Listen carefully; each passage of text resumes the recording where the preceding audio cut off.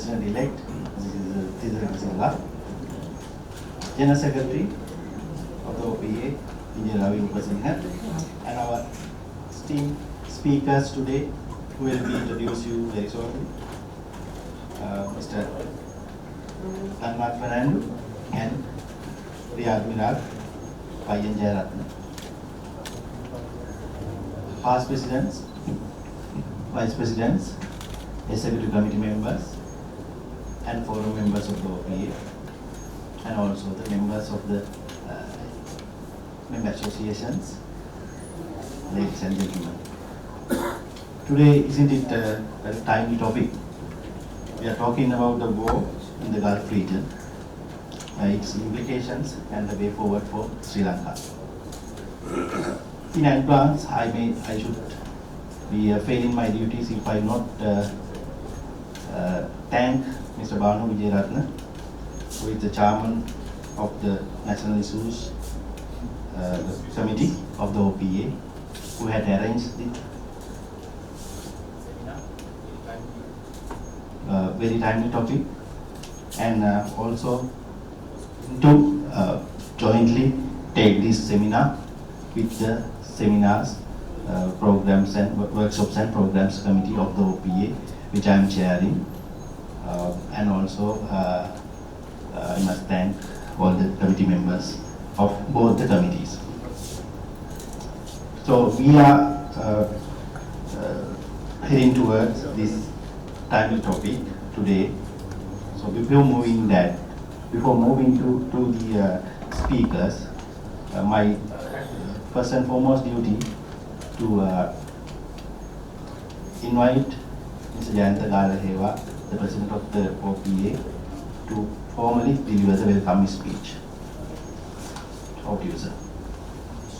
President-elect Mr. Tisaradi Silva, General Secretary Engineer Ravi Rupasinghe, past Presidents, Office Bearers, Chairman National Issues Committee, Vice President Mr. Bhanu Wijayaratne, Vice President Engineer Chamil Ledirimuni, members of the Seminar, Workshops and Program Committee, and members of the National Issues Committee. Our distinguished guest speakers, the Admiral Wijayaratne, former Chief Hydrographer, Sri Lanka Navy, Mr. Dhananath Fernando, Chief Executive Officer, Advocata Institute, members of the Forum and Exco, ladies and gentlemen. It's a great pleasure to welcome all of you this seminar, The War in the Gulf Region and its Implications, the Way Forward for Sri Lanka, jointly organized by National Issues Committee and Seminars, Workshops and Programs Committee of OPA. The ongoing conflict in the Gulf region carries far-reaching consequences for ASEAN and Sri Lanka, and recent developments in the Middle East region have once again highlighted how closely this region is linked to our economic activity, our labor markets, and our trade routes. Fluctuations in global oil prices resulting from this conflict could significantly increase Sri Lanka's import and domestic cost, drive inflation, and place additional pressure on our economic recovery. It could also affect the reliability of our fuel supplies with profound implications for our energy and transport sectors. Not only that, ladies and gentlemen, non-availability of raw materials and non-availability of vessel space also today severely impacted to our exports, imports, as well as entire manufacturing industry. So we must also remember that over 1 million Sri Lankans are employed across Gulf countries as well as Israel,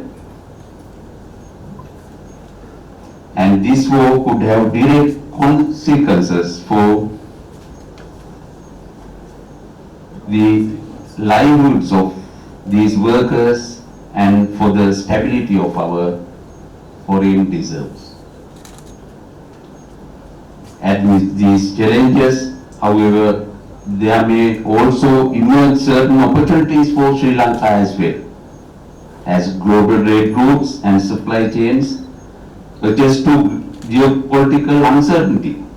Sri Lanka can strengthen its role as a regional shipping hub, and in addition, Sri Lanka could position itself as an important transit point for international air travel, taking advantage of the OPA. So it is over to you, Mr. Bhanu Jayaratne, to do the introductory remarks.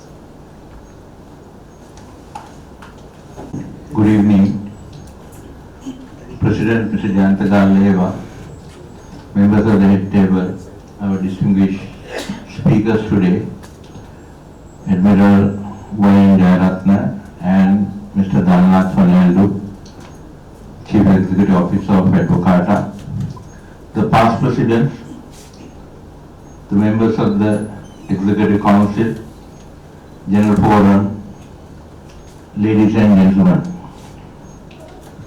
So it's my pleasure and honor today to make the introductory remark of this very timely topic, the war in the Gulf region and its implications and the way forward for Sri Lanka. Let me set the stage for the seminar today. If you look at the global context and the strategic importance of the Gulf region has for decades occupied central position in the global geopolitics. It is home to nearly 1/3 of the world's proven oil reserves and a significant share of global natural gas resources, making it indispensable to international energy markets. In addition, key maritime corridors such as the Strait of Hormuz facilitate roughly 1/5 of the global oil trade, highlighting the region's importance not only for the producer states but also for energy importing countries like Sri Lanka. So obviously, though we are not party to the war, we have invariably and indirectly become a stakeholder of the war because we are at the receiving end. So the history has shown us that conflict in this region, whether during the 1991 Gulf War, 2003 Iraq War, or more recent tension, rarely remains confined to national borders. Instead, such conflict generate global ripple effects, which we are facing today. You see the queues are piling up. Everybody is in a kind of a panicky situation. The war in Iraq, how it has affected the livelihood of the people of this country. Then Sri Lanka's direct economic exposure. For Sri Lanka, the implications of instability in the Gulf region are particularly significant and multifaceted. Why do I say that? Foreign employment remains the cornerstone of our national economy. Over 1.5 million Sri Lankans, migrants, workers are employed abroad, especially in the Gulf, with a substantial proportion working in Gulf. Countries like Saudi Arabia, Qatar, United Arab Emirates, Kuwait, Oman. So these workers contribute billions of dollars to the Sri Lankan economy. The unrest and the war happening there obviously affects, and our remittances would definitely will be very much reduced. That's going to have a serious impact on our national economy. Then going forward, energy security and inflationary pressure. Sri Lanka's energy security is deeply linked to the development in the Gulf region. Rerouting of vessels and delays at the port can raise cost of imports and exports high, and also it would weaken the trade performance and undermine the confidence in the region's supply chains. So these are the definite impacts of this. Then the foreign policy and strategic balancing. I think we need to be very much conscious about this. We should not be a party to it. We should have a proper foreign policy, non-aligned policy, and we should not get involved in the directly in the war. So we need to have a very balanced foreign policy. So these are all the areas or the factors that we need to look at in handling this issue, the crisis. So I am sure we are going to hear from our experts today on those lines as well. Then coming down the human security and the diaspora concerns. So we must also acknowledge the human dimension of this conflict. Sri Lankan workers in the Gulf are not merely economic contributors. They are individuals whose safety, dignity and the welfare are of paramount importance to us as a country. So we need to be conscious about those as well.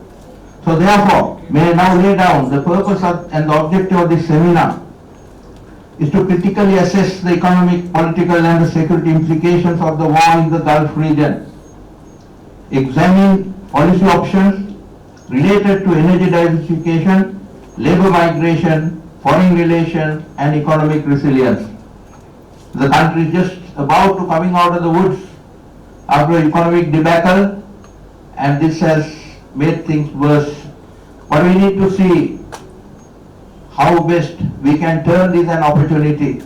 I am sure our learned speakers today will throw light on it to see how best we can really make the disaster an opportunity.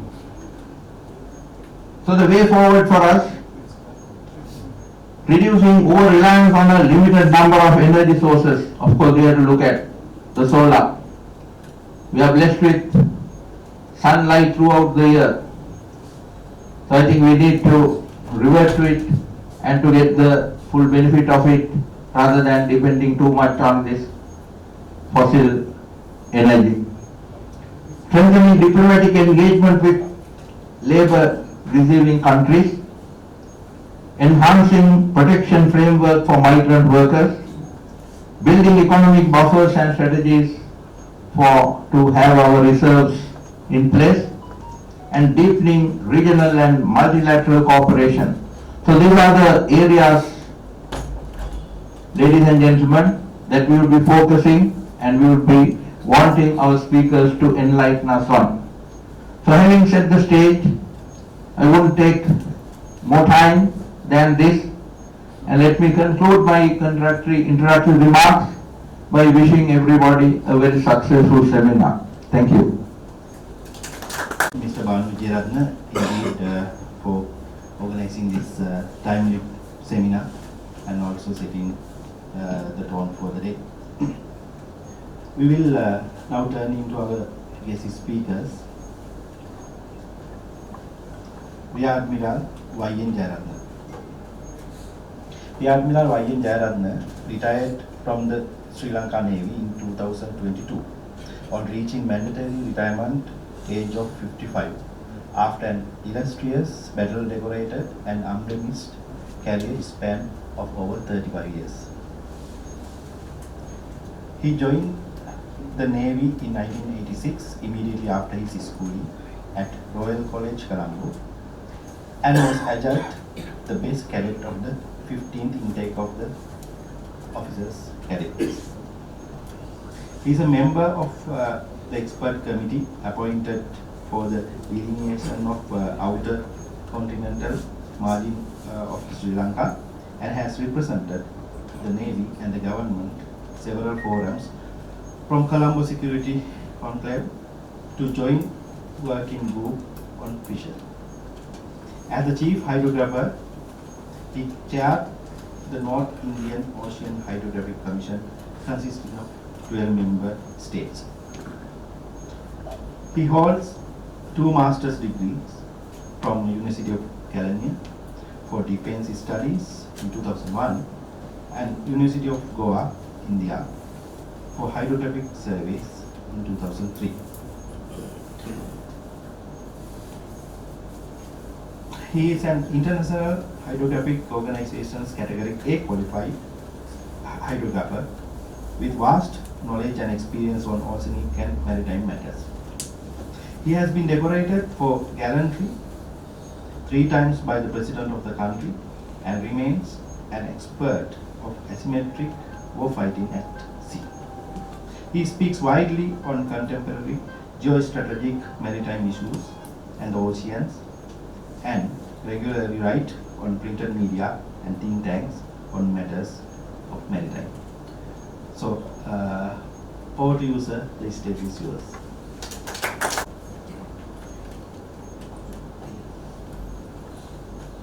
Ladies and gentlemen, Chair, members of the Executive Committee, good evening, and it's a pleasure to come back and speak in this forum. Thankful for your invitation to come and share my knowledge and insight into this subject matter. For the next 30 minutes or so, what I intend to take you through is I'll be using primarily the Google Earth, a tool that is already available to us in understanding our maritime space, then crossing the oceans and going to the Strait of Hormuz. So we will be kind of a passage over the oceans, and remember that we are islanders. As islanders, it is very important that we all know the oceans around us. Our future, our existence, our livelihood, everything depends on the oceans around us. So I'll be looking forward to engage you and explaining things. By the way, the hydrography means how you measure the oceans and put the nautical chart. So when you make this nautical chart, you will be looking at the seabed, what is there on the seabed. You will be looking at the bathymetry, the depth of water, and you will be looking at the tidal streams, the currents, the features. So all this goes into the nautical charts. So producing the nautical chart used to be my job 3 years back as the chief hydrographer. So my expertise was sorted by the United Nations, and I started working as a consultant to the United Nations Office on Drug and Crimes as a consultant for undersea cables. So with this knowledge, I'll be taking you through this passage, so bear with me as I transit from the slides to the web and the sources, and I'll be giving you many websites so you can browse when you have free time, because it's a part of your learning also as islanders. Ladies and gentlemen, so this is the Google Earth portal I maintain in my engagements. So can you see? Is it? I don't think it is that visible, but I'm sure the screen over here will give you some light. So this is about our maritime jurisdiction. Now I'll be starting from here because obviously I anticipate some questions on this torpedo attack, all those things. So to make that mindset or the ground for that, I'll be starting with that. This is where the torpedo attack took place. This is the location. It is off Galle. The nearest land is Hikkadua, 15 miles. So over here you can see the kind of a seabed. It's a kind of precipice, Lukuprapatya. And the main sea lane of communication goes like this. And this is where the ship was attacked and the wreck is live. It is at 850 meters of water depth from the surface to the seabed. You have 850 meters. And it is within our maritime jurisdiction. And maritime jurisdiction Sagarika Niti Paddhati. Works on three layers. One is the territorial waters, Deshiya Jalatire, then the contiguous zone, Yabada Jalatire, then the exclusive economic zone, Ananya Artika Kalape. The legal our authority in these three zones act in three different ways. Up to 12 nautical miles in the territorial waters, we have the full jurisdiction. Whatever on the land, the law itself apply to the sea for 12 nautical miles. So the surface, the down, subsurface, and the airspace above it. So that is called territorial airspace. So this is how the 12 nautical miles is governed. It is the complete jurisdiction of the land prevail as it is. In the contiguous zone, Yabada Kalape, the law can be executed under 4 conditions only. Those are fiscal, financial issues, customs, the sanitary, that's pollution issues, and immigration and migration. Agaman and Bigaman. So under these 4 conditions, we can exercise our jurisdiction in the contiguous zone. The contiguous zone was allocated by United Nations Convention on Law of the Sea, particularly for that purposes. Then comes the exclusive economic zone, Ananya Artika Kalape, exclusive right for all the living and non-living resources up to 200 nautical miles lies with the state. And over here is the international maritime boundary line between India, Sri Lanka and Maldives. Now this boundary line was demarcated in 1974 after series of negotiations with India and with Maldives. And it's a very historical because in 1974 UNCLOS has not yet come into the world. So how Sri Lankan government then engaged with the New Delhi government and then with the Maldives is something that all islanders should be studying about. I am sure it is not particularly this generation, but ensure your children learn about it because they will not survive in the geopolitical conditions or geostrategic issues in the future without knowing these things. You see, in 1990 when the Gulf War, first Gulf War took place, we were 35 years some younger than today. That was the time the world realized what technology can do in warfare. And today, after 36 years, we see a similar thing, how advanced the technology has leaped in military operation from that onwards. So, especially our children need to know these maritime boundaries issues because their future totally depend on that understanding. Then we have something called search and rescue region. What is over here is that search and rescue region. Now this is not coming under the maritime jurisdiction. Bay of Bengal over here, Arabian Sea over here, are of relevance to us as islanders. Bay of Bengal matters to us because of the northeast monsoon, Isanadiga Mosav. Arabian Sea matters to us because of the shipping and the geopolitical tensions in this area. So in the Arabian Sea, the northern part, this one is the Gulf of Oman. From Gulf of Oman, you go to the Strait of Hormuz. And the beauty of these tools like Google Map, Google Earth is that I'm sure in our school time we had to use the maps, atlases to see these things.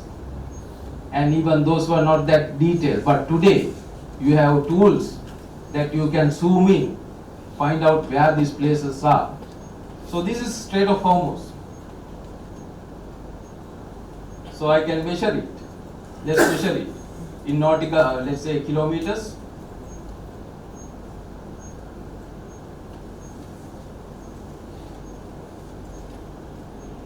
"38 kilometers.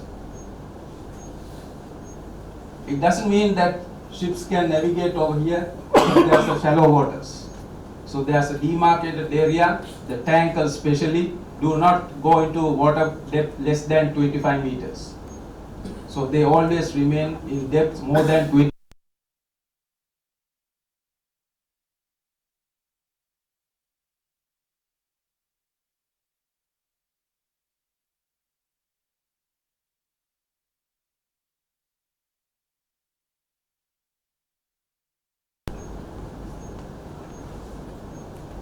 This is Jaffna Peninsula. This is called the Cork Strait, although it's not open for shipping because there's no shipping lanes here. And this is called the Cork Bay. And in the Cork Bay, you have Hatchetty, the tiny island. So when I say Arabian,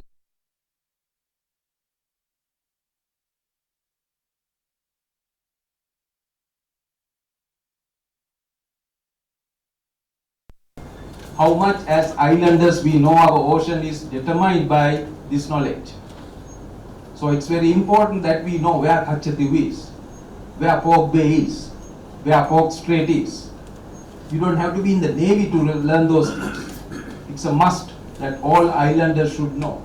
So this is Cork Strait, and this is called Cork Bay, and this is Jaffna Peninsula. So we have a strait, although there's no shipping lanes in this. In here, this is the Persian Gulf. This part is called the Persian Gulf. And all the ship movement has to take place over from here. So it became a choke point. In the nautical terms, we call it a choke point where things can be choked. Hirakaranda Pulwa. And these apply on the land also. When you go from Colombo to Kandy, up to Kiribati, it's flat land. Once you cross Kiribati, you start climbing up. Khadavata.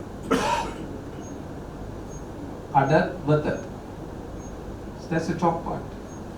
Town and gravies. This is the term used in the English. The gravies. Choke points. Where the path is very narrow, just like in Balana. And you have a similar situation in Dehivala Kadavata. The hill street. From Colombo, once you come, that is the high ground, dominating ground. So these are the historical links also. So it doesn't mean that the ocean is completely something new. No, it is not. It is there in our history, in our affiliation. But we were too ignorant to see these things out at sea. So this becomes a choke point, and this choke point is crucial to the globe because of the crude oil supply. It is not the main sea lane of communication here. There's no main sea lane of communication here. It is all because of the energy sources, the crude oil. So all the crude oil that originates in this Persian Gulf will be traversing either to South Korea, China, Singapore, India, Indonesia, and Australia for the refineries. And there's very little refined petroleum originating in this part of the Persian Gulf. These are all for their local consumption over here. Then other most important thing is the LNG. The LNG produced over here, they carry all to these Southeast Asian countries. And for the Western countries, it crosses the Strait of Hormuz, come down and go through the Horn of Africa to Bab el Mandeb, the strait over here. The other choke point of the Indian Ocean. This is Bab el Mandeb. This is even narrower than Strait of Hormuz. You can see it's even narrow. Now, Bab el Mandeb is in the main sea lane of communication.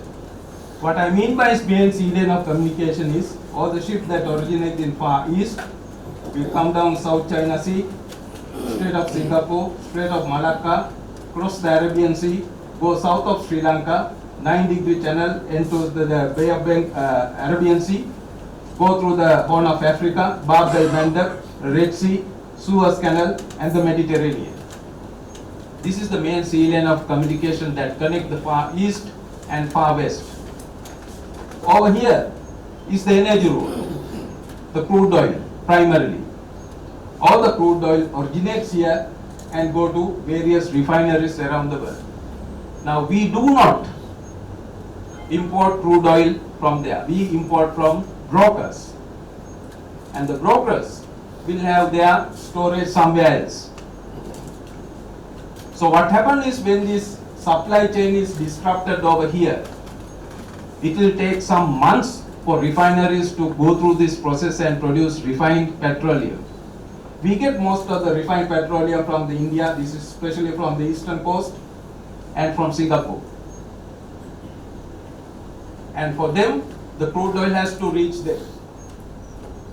So if their crude oil supply is restricted, their production comes to a minimum level because they will have buffer stocks, and the buffer stock has to be stacked up again, and the whole process will take some time. So we are looking at a global supply chain disruption. Even though tomorrow the war stopped, it will take months for the supply chain to come into a normal terms. Be ready for it. The prices will not come down at least for the next 3-4 months because everybody will be covering up their losses through this supply. So back into Strait of Hormuz. So many things are happening here. It is not the first time that the Iranians are fighting with Americans, so the Americans are fighting the Iranians. It happened in 1980s also, mid-80s. And the Iranians were relying on their small boats with high power rockets at that time, 107mm multi-barrel rockets, heavy weapons. At that time there was no missiles.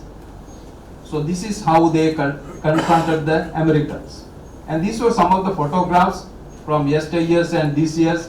So you can see a small boat, but firing missiles. These are surface to surface anti-ship missiles. And look at this one, another kind of boat with heavy weapons over here. This is a 23mm ZSU single barrel gun, but over here is the rockets, area weapons. And it was not easy, Americans, even in mid-80s, to fight these boats. So they didn't send any of their ships into this area. They relied on their air power, especially the helicopters. And using helicopters, they engaged these small boats. And look at this one, 4 missiles. So when we first analyzed this photograph, we thought that when you fire the missile, the boat is done. Because the backfire and the pressure it takes, it will disseminate the boats. But they endured. This is a low cost. And these are in thousands. So it's no wonder today the Iranians, without air superiority or naval superiority, their navy is gone. There's only 2 ships remaining. One is in Cochin and one is in Colombo. So that's it. But still they will be fighting because they have enough of these low-cost small boats in thousands for them to continue fighting in this way. And it is not easy to fight these things. And this is an incident that happened in 1998 or 88, sorry. Yeah, 88, sorry, my mistake.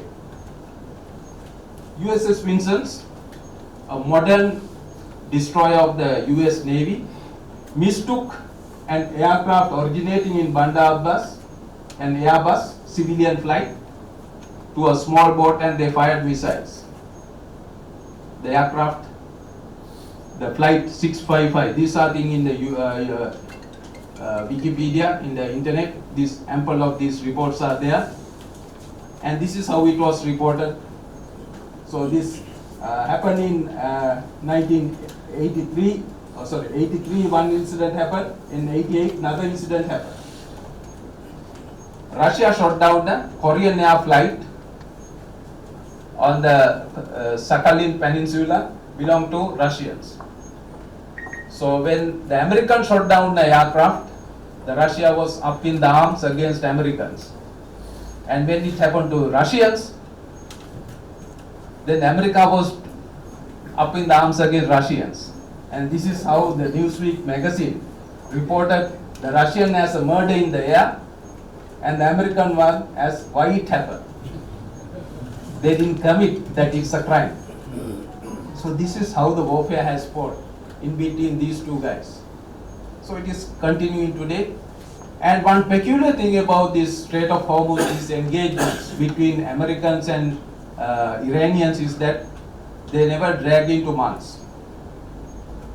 It's because the Iranian always threatened that they will close the Strait of Hormuz, and they can do that. So the moment it is done, the same kind of a ritual, the global effect, the supply chain disruption, the energy source disruption, these things will happen, and then there will be a settlement. So when that will happen, we never know. But there are indications. President Trump giving a media report about 5 days back, I spoke to Netanyahu and we are going to decide when to end the war. And then again another one, I spoke with Putin, so we are going to end the war. So these are the kind of indications to say that something is happening behind the waters, under the water. There will be some negotiations. This is how it has all happened in the past, and it's going to happen this time also. So we will see some settlement in near future because this is a global effect. So, but the influence and the effect of it will be felt for months and months. Do not expect it to end by end of April. Look at our situation right now.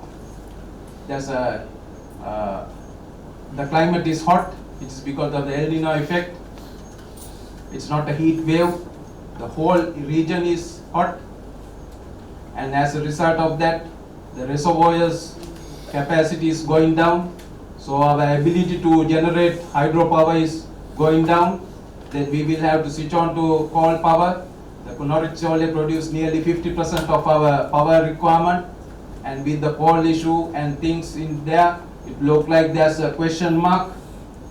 In that case, it has to be diesel. The diesel stocks are running out already. The bunk oil is not provided in Colombo. There's no bunk oil for ships. So you can see where it is heading, and we are coming to the Aurudu season. අපි ඇවිල්ලා ණයට හරි අවුරුද්ද කන මිනිස්සු. So with that comes the political instability. So as an analyst, I'll be looking at this broad thing, how interconnected the affairs are. So how best that you maneuver your statecraft up to our political process. So over here, then this is in the web, Iran.live map. This is updated by Iranian. They give a complete where they are going to strike or where they have struck with details. So this is the new warfare. You attack and you declare that yes, we have done. So look at it. Where the drones has gone, where the ships has gone, and all these things are available from your doorstep, in your bedroom, in your home, for you to make an assessment of what is happening in the Strait of Hormuz. So no longer these wars are distance wars. They are happening right on our doorstep. So be aware of those things. The reason why I want to showcase this one is for you to point out how much of information is made available to you. So you don't need to rely on the government sources to fathom out what is happening. We are senior enough to understand that because we have gone through complete mill, from insurrections to separatist terrorism to tsunamis to economic crisis, whatnot. So with that maturity, we'll be able to see where we are heading for. So let me take you back to the Google Earth. Strait of Hormuz, hot topic today. But for some unknown reason, this part is very peaceful. So far, Houthis has not struck. And it looked like Iranians are single-handedly engaging. They have not asked for Hezbollah support this time. They have not asked for Houthi support this time. And none of the other global players has come to the aid of Iranian other than giving verbal support. So it looked like Iranians has prepared for this, because last year also they had a 12-day war. And this is a country that have an embedded system. And today they are riding high because they say that we didn't start the fire, so we are not going to stop it. So right now it looked like the Americans and the Israelis are in a fix. The report I get from Tel Aviv is indicating that Israelis are military is finding it difficult to cope up, because the Israel military system is designed for surgical strikes. You go, strike hard, then that's it. But this time it is dragging. It is not because they want to do it, it is because the Washington want them to do it. So they are compelled to work for the plans of Washington, and as a result of that they are under tremendous pressure.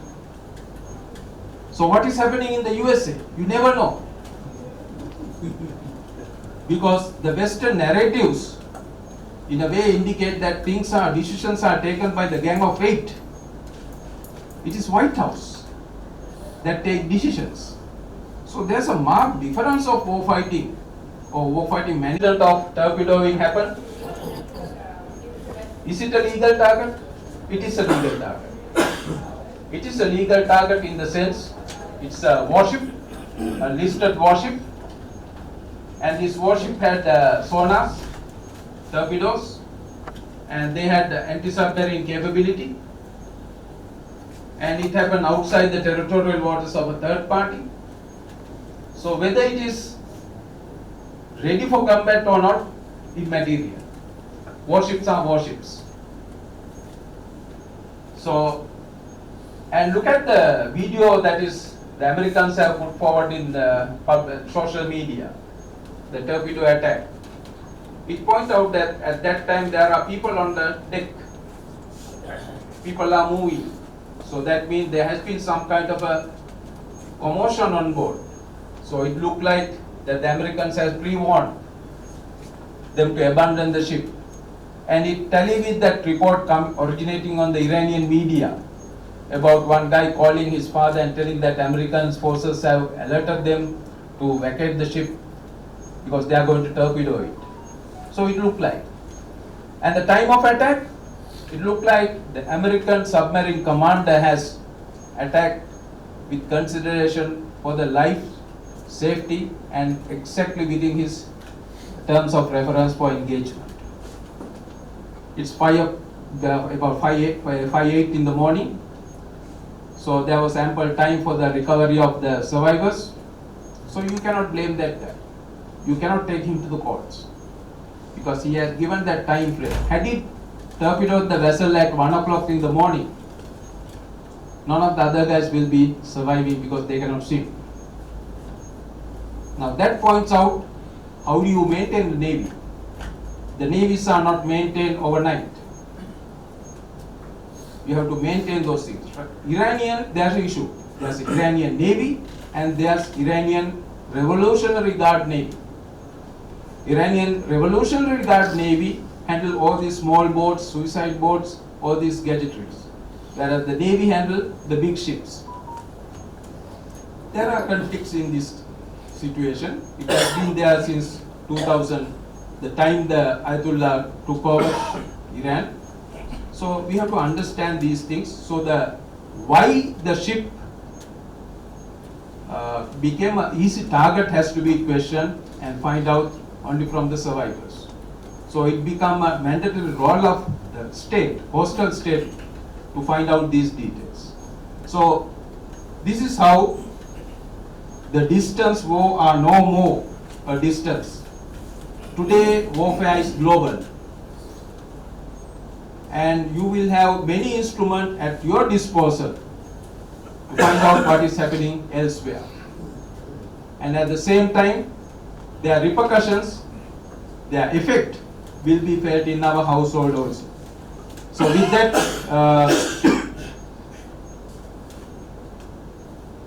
do I have some time? Right. I will take you to explain on this msdi.navy.lk. And this is marine spatial data infrastructure. I would suggest that all of you go through this one because it have all these boundaries, everything given to you in a touch of a button. What are our exclusive economic zone, what are our territorial waters, what are our search and rescue region, and what are the port limits. All the port limits are gazetted with boundaries, let and law. The reason is any ship that anchors within this port limit will be given invoice. That is how you earn money. And at the same time, with that responsibility comes the distress. So when Express Pearl caught fire within the port limit, it is the responsibility of Ports Authority. So it is not that you get money and you can say that when it comes to fire, it is not my responsibility. That sort of things are nonsense. Then wind farms. And these are the places where we get the wind farms. The reason is, let me showcase this why it is so.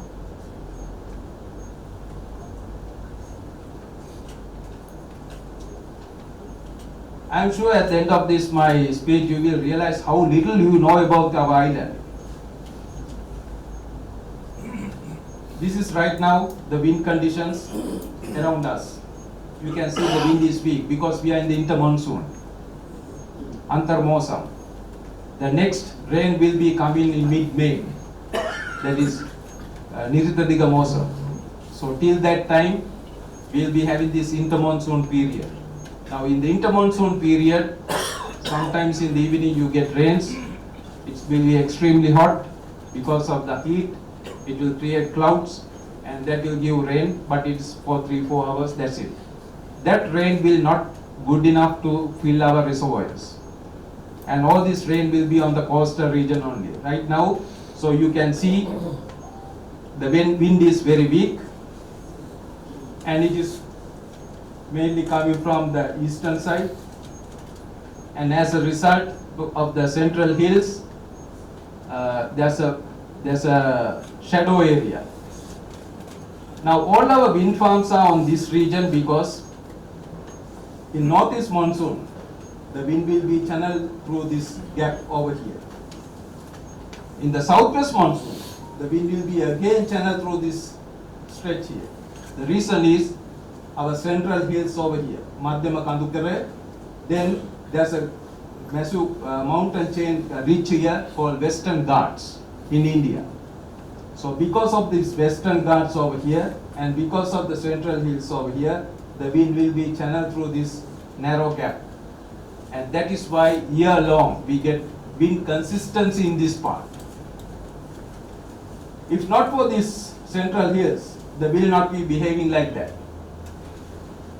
So if not for Western Ghats in the southern Indian subcontinent, wind will not be behaving like that. So it is complementary nature. So these are the geography that dictates our action, our relations, our strategic relations, and our investment. Then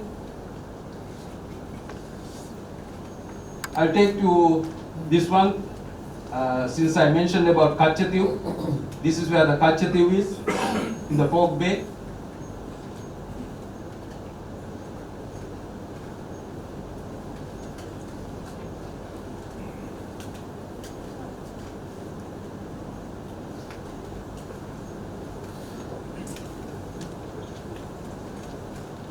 And this is how Kachatiu look like.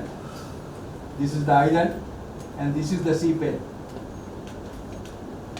All the islands in the northern peninsula are made from dead coral beds.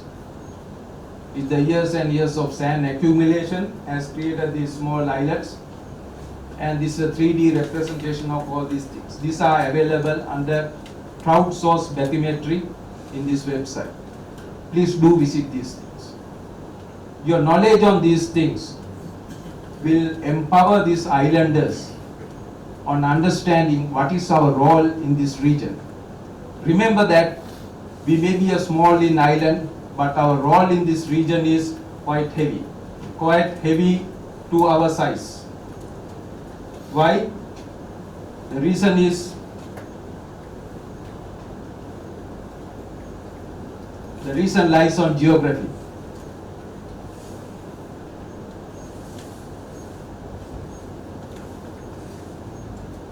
Since the time of seafaring, the Arabs, the Chinese, Sri Vijayan, then again the Portuguese coming from here, everybody came here because this is a place nobody can miss. So it doesn't matter who the government is, all the global players will be with us and working with us. To understand these things, we should know what is this environment is all about. With that, ladies and gentlemen, so thank you. I'll be looking forward to engage with you question and answers after that second speaker. Thank you. Incident of torpedoing happened. Is it a legal target? It is a legal target. It is a legal target in the sense it's a warship, a listed warship, and this warship had sonars, torpedoes, and they had anti-submarine capability, and it happened outside the territorial waters of a third party. So whether it is ready for combat or not, immaterial. Warships are warships. So, and look at the video that is the Americans have put forward in the social media, the torpedo attack. It points out that at that time there are people on the deck. People are moving. So that means there has been some kind of a commotion on board. So it looked like that the Americans has pre-warned them to abandon the ship. And it tallied with that report originating on the Iranian media about one guy calling his father and telling that American forces have alerted them to vacate the ship because they are going to torpedo it. So it looked like. And the time of attack, it looked like the American submarine commander has attacked with consideration for the life, safety, and exactly within his terms of reference for engagement. It's about 5:08 in the morning. So there was ample time for the recovery of the survivors. So you cannot blame that guy. You cannot take him to the courts because he has given that time frame. Had he torpedoed the vessel at 1 o'clock in the morning, none of the other guys will be surviving because they cannot swim. Now that points out how do you maintain the navy. The navies are not maintained overnight. You have to maintain those things. Right? Iranian, there's an issue. There's Iranian Navy and there's Iranian Revolutionary Guard Navy. Iranian Revolutionary Guard Navy handle all these small boats, suicide boats, all these gadgetries. Whereas the Navy handle the big ships. There are conflicts in this situation. It has been there since 2000, the time the Ayatollah took over Iran. So we have to understand these things. So why the ship became an easy target has to be questioned and find out only from the survivors. So it became a mandatory role of the state, coastal state, to find out these details. So this is how the distance war are no more a distance. Today warfare is global. And you will have many instruments at your disposal to find out what is happening elsewhere. And at the same time, their repercussions, their effect will be felt in our household also. So with that, do I have some time? Right. I will take you to explain on this msdi.navy.lk. And this is marine spatial data infrastructure. I would suggest that all of you go through this one because it have all these boundaries, everything given to you in a touch of a button. What are our exclusive economic zone, what are our territorial waters, what are our search and rescue region, and what are the port limits. all the port limits are gazetted with boundaries, let and law. The reason is any ship that anchors within this port limit will be given invoice. That is how you earn money. And at the same time, with that responsibility comes the distress. So when Express Pearl caught fire within the port limit, it is the responsibility of Ports Authority. So it is not that you get money and you can say that when it comes to fire, it is not my responsibility. That sort of things are nonsense. Then wind farms. And these are the places where we get the wind farms. The reason is, let me showcase this why it is so.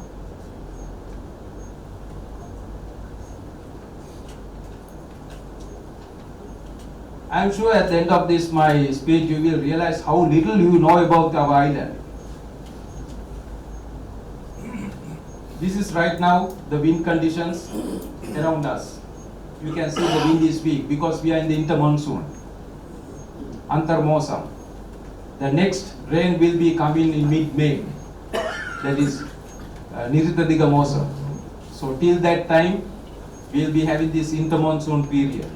Now in the inter-monsoon period, sometimes in the evening you get rains. It will be extremely hot because of the heat. It will create clouds and that will give rain, but it is for 3-4 hours, that's it. That rain will not good enough to fill our reservoirs. And all this rain will be on the coastal region only. Right now, so you can see the wind is very weak and it is mainly coming from the eastern side. And as a result of the central hills, there's a shadow area. Now all our wind farms are on this region because in northeast monsoon, the wind will be channeled through this gap over here. In the southwest monsoon, the wind will be again channeled through this stretch here. The reason is our central hills over here, Madhyama Kandukare. Then there's a massive mountain chain ridge here called Western Ghats in India. So because of these Western Ghats over here and because of the central hills over here, the wind will be channeled through this narrow gap. And that is why year long we get wind consistency in this part. If not for these central hills, the wind will not be behaving like that. So if not for Western Ghats in the southern Indian subcontinent, wind will not be behaving like that. So it is complementary nature. So these are the geography that dictates our action, our relations, our strategic relations and our investment.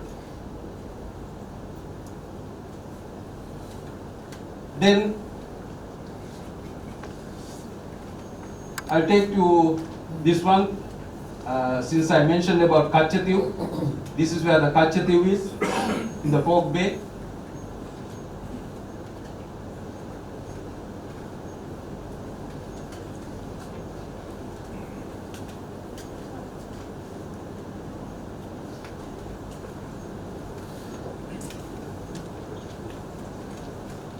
And this is how Kachatiu look like. This is the island and this is the seabed. All the islands in the northern peninsula are made from dead coral beds. With the years and years of sand accumulation has created these small islets, and this is a 3D representation of all these things. These are available under crowdsourced bathymetry in this website. Please do visit these things. Your knowledge on these things will empower these islanders on understanding what is our role in this region. Remember that we may be a small island, but our role in this region is quite heavy to our size. Why? The reason is the reason lies on geography.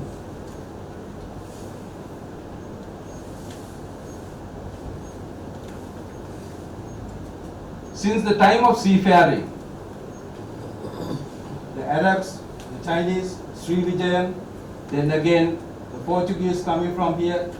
Everybody came here because this is a place nobody can miss. So it doesn't matter who the government is. All the global players will be with us and working with us. To understand this thing, we should know what is this environment is all about. With that, ladies and gentlemen, so thank you. I will be looking forward to engage with you question and answers after that second speaker. Thank you. Steps. And also if this ends, but the impact will be continued. So that's the impact that we are having in this war, and that is why we have invited these professionals to OPA to enlighten you. Before moving to the next speaker, let me note about today's sponsors also. We have been empowered by our banking partner, Pan Asia Bank, and healthcare partner, Lanka Hospitals, and also other sponsors for this event. Thank you for them. So next we will move to Mr. Dhananath Fernando. Dhananath is the Chief Executive Officer of Advocata Institute. He is also a founding member of the Institute and had worked as Advocata's Chief Operating Officer since its inception. Impressive festival dedicated to showcasing local authors of Sri Lanka. He is a social worker, and he has got ample of social activities under his belt. Dhananath is an enthusiastic mountain climber and a trekker. He completed the Everest Base Camp in May 2008 and the Chada Trek. I think pronunciation is correct. Thank you very much for the kind introduction, and I'm honored and privileged to be here. Going back to electing of President Trump, I think his campaign payoff line, not many of us understood it right. He said, we are going to make America great again. But none of us realized that when he said he's going to make America great again, that we have to pay for it. First we had to pay in last year April with a massive tariff, and now of course with some instability in the Middle Eastern region, which has completely brought supply chain disruptions and some inconvenience across the world. Having said that, when we look at the global context, my presentation today, I haven't brought any slides because I know before dinner sometimes slides may be boring, so I'll try to make it as much as interesting with, of course, with data and information, but I'm going to structure it mainly on how we should look at overall this type of a period, what is really happening, as the previous speaker Admiral spoke like on a geopolitical context, what is happening and how we should prepare for it on a longer term arc, because we are looking at just incidents, but these incidents may have a connection over a longer period of time. I'm trying to bring that into context, and then I'm going to zoom in to the current crisis, what we are experiencing now and what can happen. And the third is what are the opportunities, because any crisis also will lead to opportunities. There will be winners and losers of any crisis, and looking at exploring how we can basically look at the opportunities. So first things first, in terms of what is happening at the moment, in my view, is if you look at the history of the world, every time when there are two global superpowers trying to get into the first place, there will be instability, because the superpower who is already having the power will try to hold it as much as possible, and the second power will do whatever which is possible to get to that first place. And as a result, this is no longer a game which was played according to the rules of the books. I mean, as Admiral mentioned, of course, the torpedo attack, it seems that it was according to the rules of the book. But even if you recall the rest of it, how it is happening, the geopolitical order, in terms of the tariff that we saw, in last April and then this war and how this game works is really there's no rule book. There's no United Nations, there's nothing. Of course, they are all there with all due respect. But how the game works is there's no rules. You are just looking at how strong you are, how muscle power that you can bring in, and you just try to disrupt and try to hold the power.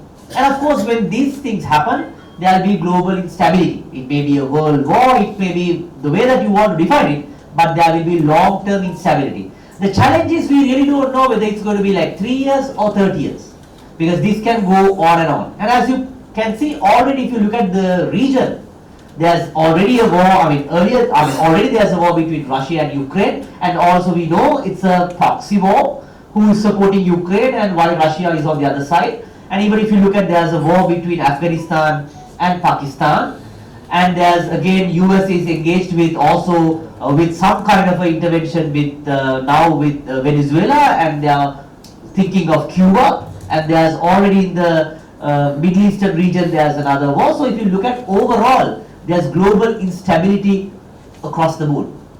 And also we know there are kind of proxy wars. We know who is supporting whom, and we know who provides the targets and information. I'm not a defense expert, but we all know it's accordingly to the same superpowers who are basically playing or providing information or military assistance for both sides. So as a result, this geopolitical tension is going to, it's going to stay for a long time. Don't expect after this some sort of a resolvement in the Middle Eastern region that things would be over. It would be come back and forth again, as we saw with the tariffs in United by US across the world, and now we have another episode. At the same time, the other challenge, which is not the topic today, that is the climate challenge, because of the carbon dioxide emissions, so on and so forth. There will be climate challenges that we faced with Ditwa last year. So we will be probably hovering around between the geopolitical tensions and the climate challenges for a kind of a longer period of time, is my view. So there will be recent and frequent economic shocks, because any shock can easily extend to an economic shock. Because especially when your economy is vulnerable, it is like when your foundation is not strong, it's easier that you can get exposed to any shock. And as we can see, when Ditwa happens, when now this happens, even with tariffs, when you don't have enough reserves, when your economy is vulnerable, when you have quite heavy debt, then things are becoming quite unstable. And that's what we are experiencing over a longer period of time. So that's the geopolitical context. So please expect things. I'm not hoping that it would happen, but over a period of time, this is going to remain, is my view, because of this global superpower competition between China and US. At the same time, we will be definitely part of it in the sense we cannot avoid it, because the number 3, number 4, number 5 is kind of in the Asian region. There's Japan, there's India, of course China has an interest in the region. So with the maritime routes and with our strategic positioning, we really cannot avoid it. It is going to come to our doorstep whether we like it or not. That's the overall context. And under that context, we have a new crisis. We are moving from one crisis to the other. That's the Middle Eastern crisis and the impact. I'm sure, on news and everywhere on media, there has been multiple analysis being done, and I think it's obvious it's going to be negative. There's no way we can see, no, this is going to be the next golden opportunity for Sri Lanka. There are some opportunities, but overall, if you look at on short term, it's going to be negative on multiple aspects. First, with the energy prices going up, I'm sure all the prices are going to go up. And how the economy works is, it's very basic. Someone's expenditure is someone's income. If I buy a packet of rice, it's an expenditure for me, and it's an income for the person who sells the rice packet. So as a result, when the energy prices goes up, if I'm spending 15,000 rupees to pump fuel for my vehicle, if it increases to 30,000 rupees, I have to cut down that additional 15,000 rupees from somewhere. So either I have to cut down from leisure, from like going to the park, from going to a movie or wherever. So that expenditure cutting down may have an impact on the other sectors. So as a result, the economy will slowly shrinking down. And of course, that impact will be gone across the board. That's the first line of impact. The second line is with global fuel prices are going up, there are other products and markets which are connected to it. For example, one of the byproducts of crude refinery is urea, which is fertilizer. So the next time there will be an also price hike and a impact on agriculture because of the higher fertilizer prices. At the same time, with energy prices going up, for example, copper, steel, cement, all the prices are going to go up, which will have an impact on real estate, construction across the board. That's the first line of, or like the second line of impact, with all the global prices going to go up, which will have an impact if you are in construction, if you are in pharmaceutical, because of the pharmaceutical products. If you look at things like the other oil, the engine oils and things like that, all will be spare parts, plastic, everything will have a supply interruption, and with that the prices will go up. That's one line of impact. The second is for a country like Sri Lanka, of course, the tourism will have a definite impact, and we have we have checked the numbers for the first 10 days of March. Of course, the arrivals are dropped by about 30% compared to last year and even the previous year. At the moment, it is kind of extending because some of the people who actually arrived to Sri Lanka cannot go back because of the interruptions on the flight routines. So as a result, they are staying with extended visa, but it is going to get impact. And as you know, this region, the Middle Eastern region, is kind of a transit hub, and it will have a mainly impact on the tourists who are coming to Sri Lanka, who is going to stay for a long time. If you look at our tourism profile, earlier, average number of days for tourists to stay, overall average was about 12 days. And that is mainly coming from the tourists from Germany, Netherlands, because they travel quite far and they want to have that extended stay.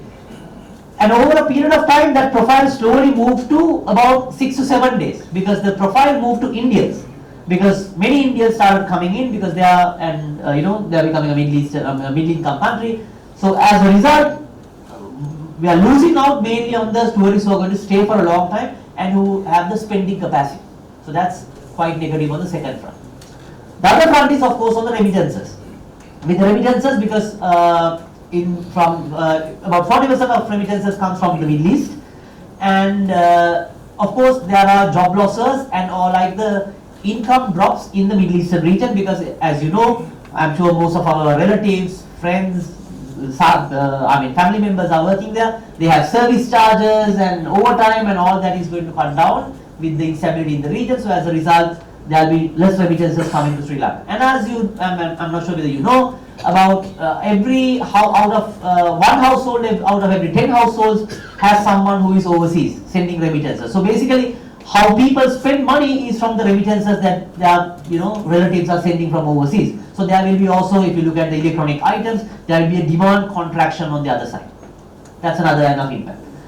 The final on the impact is mainly on the overall economy, because when we are exporting things, even the export markets, if you look at Europe now, the global energy prices are going up, gas and fuel and everything. So as a result, people who are in Europe, people who are in US, they also have to cut down their expenditure because your fuel prices are going up. So as a result, there will be a contraction in what they spend on, let's say, coconut or desiccated coconut or fabrics or apparel, or so there can be a global shrink down. So that's the overall negative impact that can come. And of course, with that, with less remittances, less dollars, there may be an impact on the, of course, there will be short-term impact on inflation. At the same time, there will be less dollars.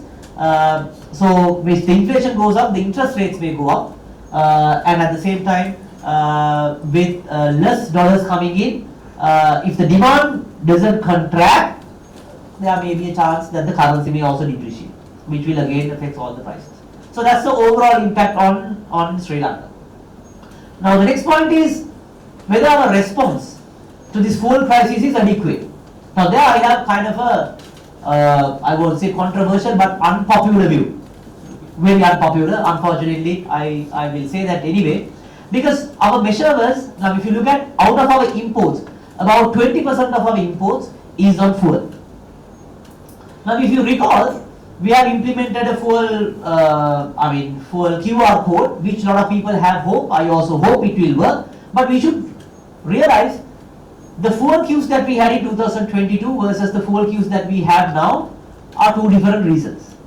In 2022, there were no global supply chain interruptions, there was a dollar issue. We really did not have dollars to buy fuel, and now we have, I mean, not that we have excessive dollars, we have some dollars, but there are no fuel available, or like it's difficult to secure, or like the prices have gone up. But even if you recall the QR code implementation in 2022, if you recall the dates, of course, fuel price formula was implemented. I mean, there were multiple attempts to introduce that, even with late Minister Mangal Samarali, the finance minister, and then actually it came into play about 21st, 22nd, 25th time period in 2022. That was the same time the new president was also got elected. So while people think it was the full QR code that solved the problem, but actually there was a role for the QR code. But if you recall, there was a massive attempt at the same time went through to collect more and more dollars. Because how you solve that problem was also increasing the supply for fuel. Because if you recall, India provided 500 million assistance, China came up with a swap, there was an Asian clearing unit deferment for the payments. So as a result, we collected dollars, at the same time we hold our repayments, we saved our dollars to buy more and more fuel to manage the demand and supply. At the same time, if you recall, the prices went up. So while there's a perception the QR code solved it, it is true, it solved it, but it is not merely and purely through the QR code. If you recall, after some time, June, July, the QR code became a normal thing and there were no queues because there were adequate fuel at the pump. When you go, you can easily, with the QR code or without the QR code, actually there was an opportunity that you could pump, because still when the fuel was available, the guy at the shed wasn't really checking the QR code. They were checking, but you can always manage few liters here and there because there was always fuel available. I mean, that was the experience for most of us, right? Because the fuel was available. Now what has happened was the context is different. We have dollars, but it's very difficult to secure the fuel. And don't forget that we also did a fundamental mistake. We introduced a fuel price formula. And according to our calculation, I'm sorry that we are going to shock to hear this number. According to our numbers, if we consider the current Brent price, our diesel prices has to be go up by about 200 rupees after this increase. Petrol prices needs to go up with another 100 rupees if we were to really match the global prices. That's the reality. So what we are trying to do now is, again, we are trying to keep, of course this is including all the taxes that the government charges. There's about 113 rupees, 117 rupees taxes on diesel and another 100 rupees approximately taxes on petrol. So with that, still we haven't really matched. And if you recall, earlier there was with the price formula, we announced the price formula and what was the price set at the end of the month. But over a period of time we forgot that we were revising the price, but no one really bothered about the formula. And there were multiple analyses. Another fellow think tank, Retd Research, they run a fuel tracker, and what we see is always the price was not in par, or like it was not according to, I mean, they are revising the price, but it wasn't really with the fuel price formula. Now when we hit the crisis, now we have to pay the price, because there's a limit that you can increase the price. I mean, you can't really increase the price by 200 rupees, right? It's difficult. But if you have been adjusting it accordingly, at least we could have absorbed. Because now what we are doing is, without increasing the price further, I don't think we can curtail down the demand. Because anyway we cannot increase the supply, because you really cannot buy fuel from anywhere in the world. I mean, you can, but it's at a higher rate and it's very difficult to secure. So anyway the curtailing down has to be from the demand side.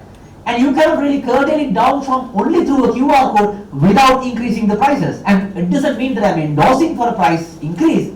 I'm saying we really don't have another option, because it would be worse to have no fuel at all rather than having fuel at a higher price. Of course, if the fuel prices come down, which is good, which is great, and as the previous speaker mentioned, this fuel prices is going to stay high for the next 2 to 3 months. Because with the instability in the Strait of Hormuz, that the insurance premiums, which is going to on the ships and these vessels, are going to go up, and as a result, the fuel prices kind of remain high for the next 2 to 3 months.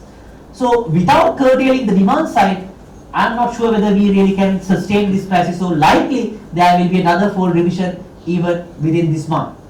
Already we have done a fold revision mid-month, and likely there will be I'm not saying I have no advisory role or anything, but I think it's very difficult to remain at this level and to curtail the demand.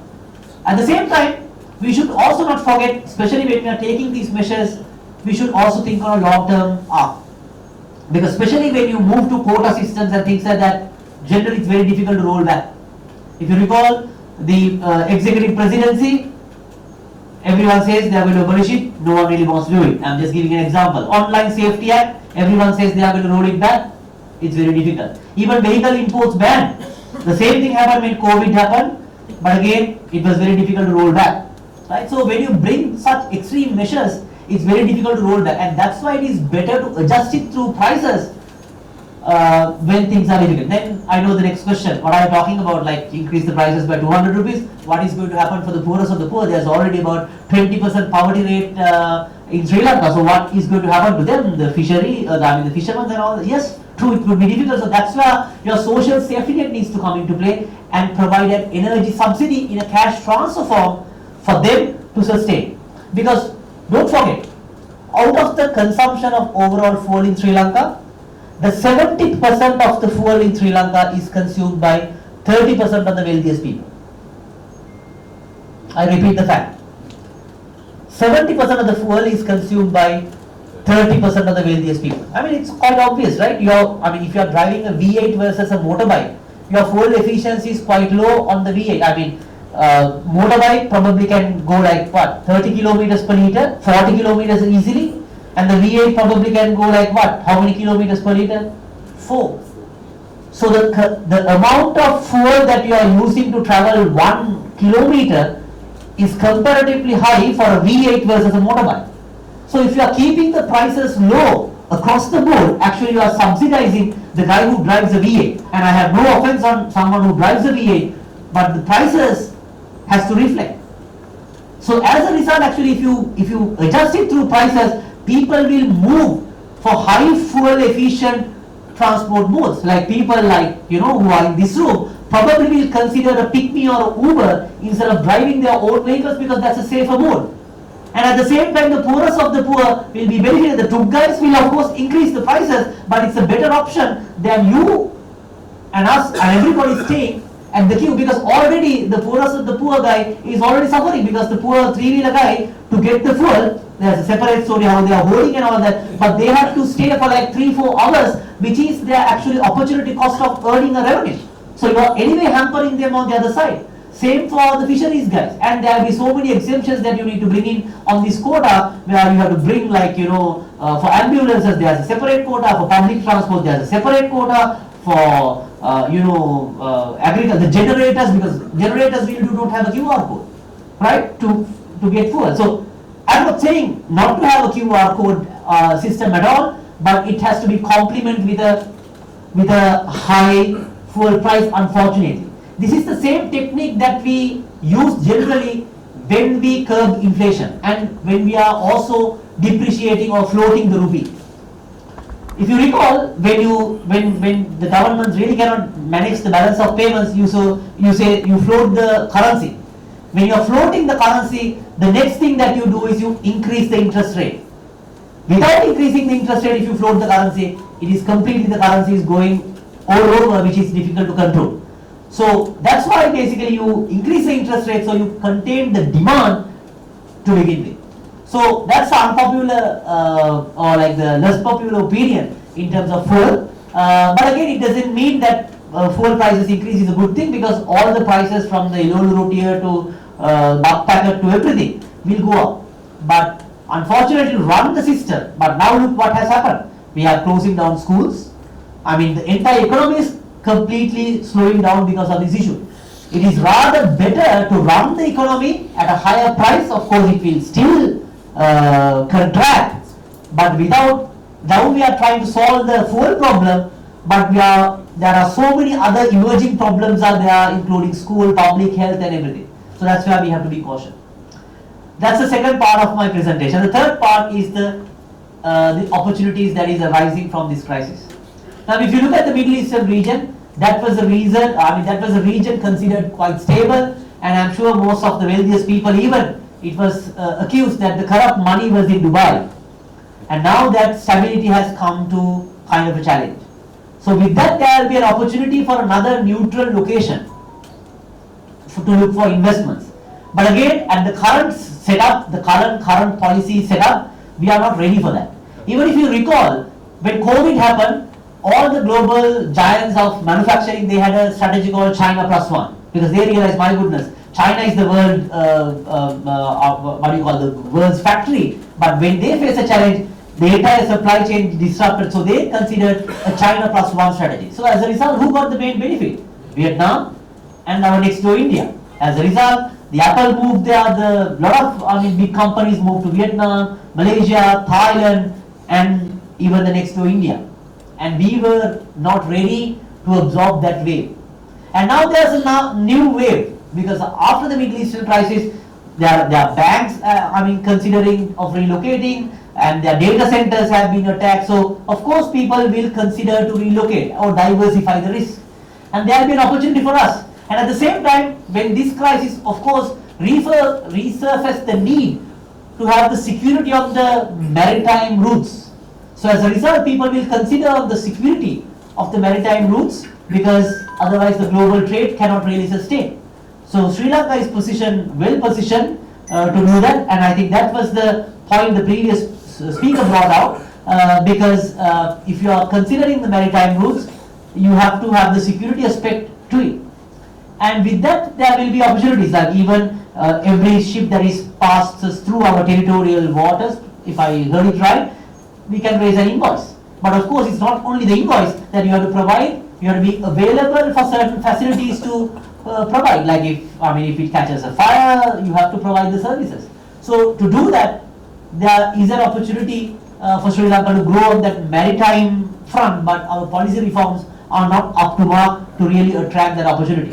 At the same time, if we attract that, of course, it comes with tourism and so many other economic activities, and there will be also an opportunity to again reactivate the Matale airport, and also maybe to get rid of our loss-making career, Sri Lankan Airlines, because now there will be more opportunities open to consider this region to route flights, at least to diversify the risk compared to only with the Middle Eastern region. So that's the overall outlook.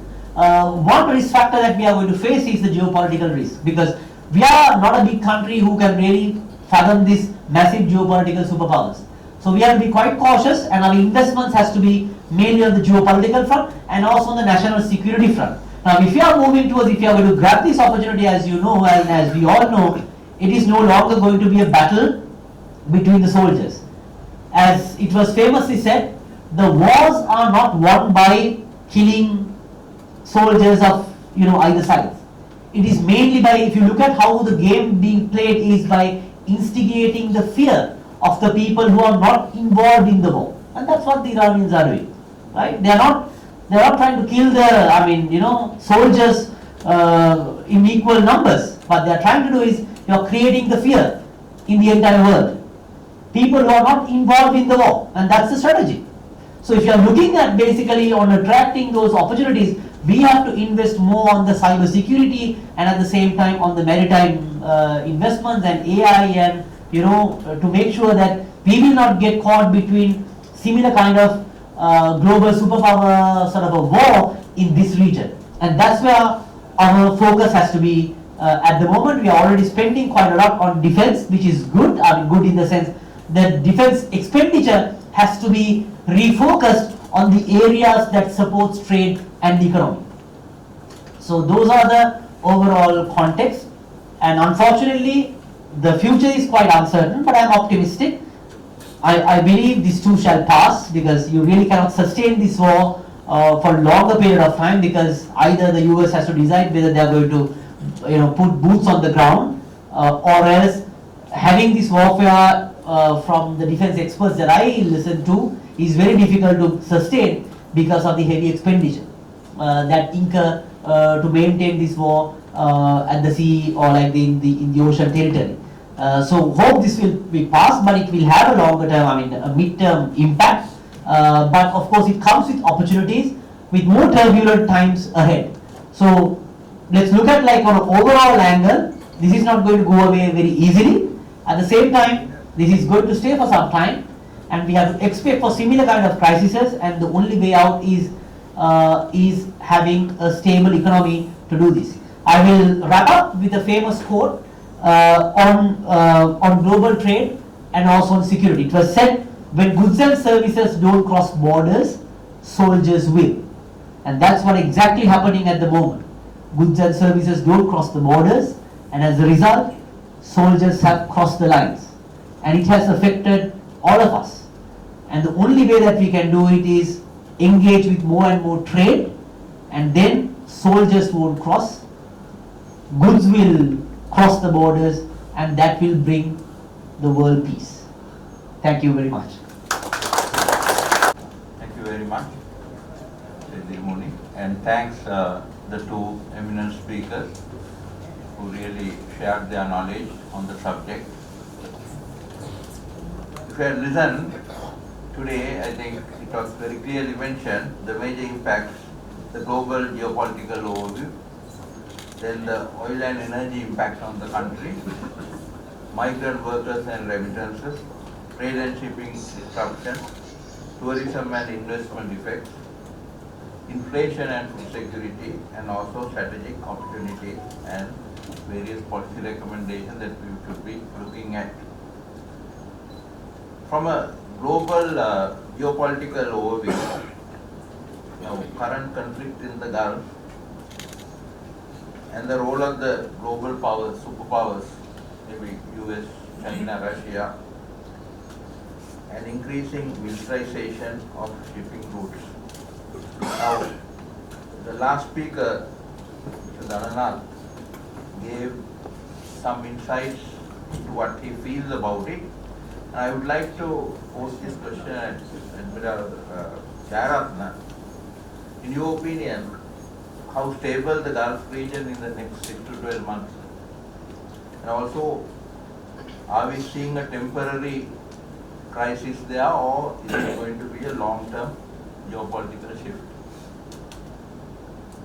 And what risk should small economies like Sri Lanka should monitor closely? I would like to have an answer from you on this. Maybe a answer is a combination of all three taken together.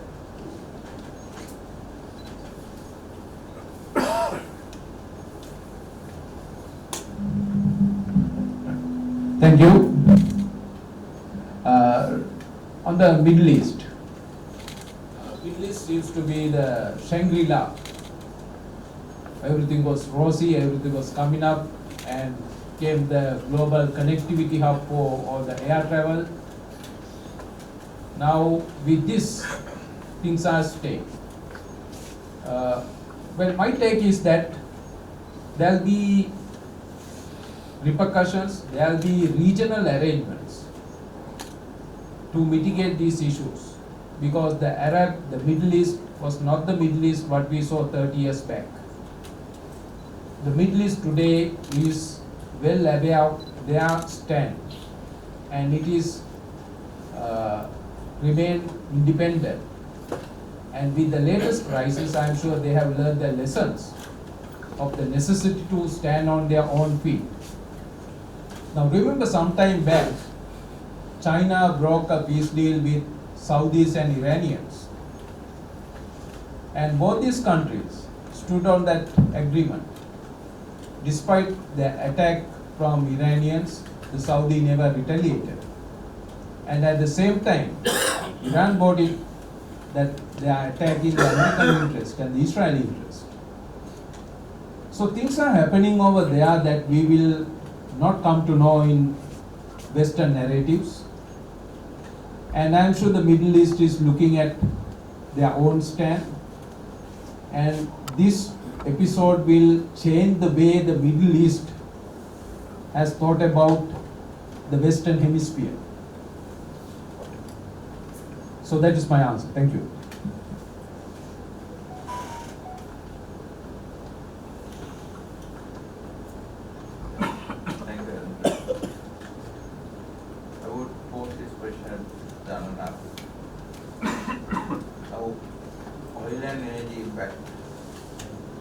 Lankan, okay, 100% import. And oil price volatility directly impacts electricity costs, transport products, and entire livelihood of the nation. Then, as of now, the crude oil prices have gone beyond 100 US dollars. And of course, you predicted if we go on as it is, like, the diesel prices may go up by about 200 rupees per litre. So in this scenario, what's your view as to how exposed Sri Lanka in comparison to its regional peers in this region? And should Sri Lanka accelerate renewable energy as a matter of priority? What's your view on it? Absolutely.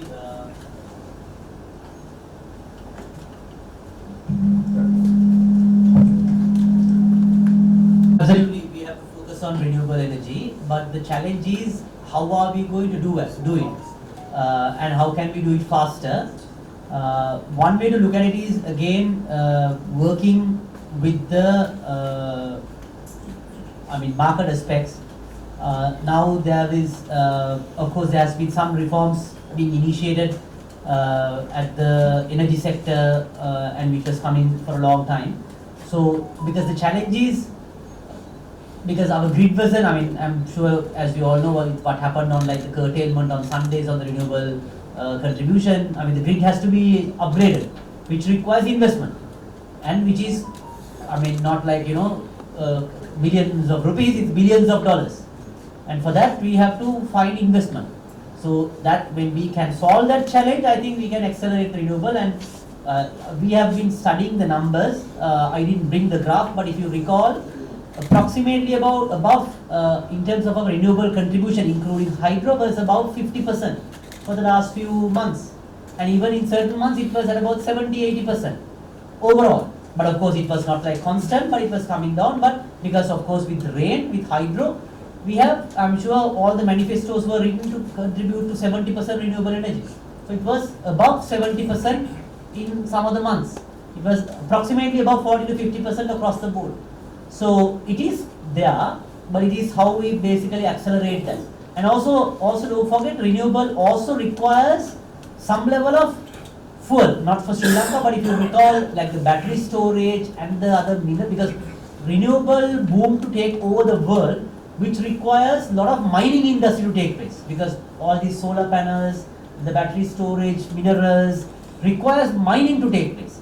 So global, anyway, when you take that boom, the global fuel, like the energy demand will anyway go up because of mining on the other side. But of course, for Sri Lanka, it mainly depending on the blades and the wind power, the requirements and the storage facility. We have to move for sure, but it is also through a proper pricing mechanism, because in our view, in my view, what is missing is the pricing mechanism. Now again, what I indicated with fuel, why the prices should go up is not again when the prices increasing solve the problem, but when you are increasing the prices, it gives a signal. It is like when you go to the bank, when you speak to the manager, you get a signal whether this loan can be processed or not, right? If it is difficult, you are not, it gives you the signal that I should look for alternative options. Rather than giving the wrong signal saying, no, this can be done and all that, and after 3 months you getting to know that this cannot be processed, it gives a completely wrong signal. If you say like, look, according to your profile, this cannot be done, then you are moving. You are saving 3 months of time. The same way, when you increase the fuel prices, it gives a signal, this is not going to be sustainable. I have to look for alternative options. And that can be an incentive for people to move for renewable energy, because the incentive system needs to work. And that's, I think, definitely renewable energy, yes, but it is also through a pricing mechanism that it should indicate in the market system.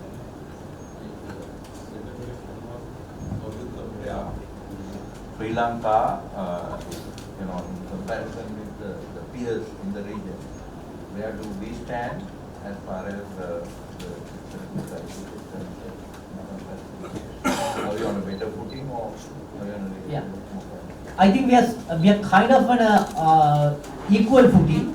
equal footing in the sense that everyone has disrupted depends on like how, depending on also the other cultural implications. Now, if you look at India, this war also has unfortunately a cultural element as well, because as you know there are two types of Muslim communities, Sunni and Shia, and Iran has the largest Shia Muslim population and the second largest is India. So as a result, when the ships are crossing Hormuz Straits, I think there are all sorts of discussions because it becomes an issue on Indian internal politics because of the largest Shia Muslim population. So I think depending on those contexts, there are slight differences, but overall everyone has affected as a result across, I mean, many regions in India, in Nepal, in other countries also the fuel prices have increased. There are supply chain, I mean India there are gas shortages, so as a result the restaurants have been affected. Fortunately or unfortunately, we have moved our gas supplies to US supplier from Oman, so as a result you will see a lot of gas supply interruptions as we speak now. So there are, I think there are ways that it has affected different countries differently, but I think overall we all have affected, but we are not, I mean we all have badly affected, but we are kind of in the same wavelength or wave compared to our region. Thank you. May I now open the Q&A session to the House, and I'm requesting our audience to introduce yourself and make your question in a very precise manner. Please try not to make statements, and then to give more kind of opportunity to rest. Yes, Mr. Thank you very much. My question is to Dhananath. We hear about this inferior coal saga, and there are a lot of numbers are thrown by various parties. So as an independent economist, have you done any estimate on the cost because of the recent extra usage of extra buying of the diesel-based energy because of the inferior coal at Morachole? So that's at $70, and we now at the $100 increase. What is the what could be the extra cost on top of the early estimate? Thank you. Yeah. No, thank you very much. Unfortunately, we haven't done the calculation. We haven't done any calculation, I mean, on the loss of this coal deal, or like, you know, with the less energy that we generate, we haven't done. But definitely with that, it's unfortunate timing. I mean, corruption anyway, it's bad, but I mean, when it comes at a timing like this, it affects us more, because now you have to buy coal at a very higher price, or like we have to move for diesel or other sources when the global prices are at a record high level. No, we haven't done, but I can, I mean, you need not to be an economist or an analyst to say this, but it is going to come to us badly if we have, I mean, given we have like sourced inferior quality coal as per the reports, and I'm sure there has to be a different investigation needs to take place, but the crisis basically aggravate the problem. That's the least that I can say. Yeah. I'm Dilhan Tuttehewagi, Sri Lanka Economic Association. My question is to Wijayaratne. Now, China has been announcing from some time that they want to take back Taiwan, and they have set a deadline to be 2027.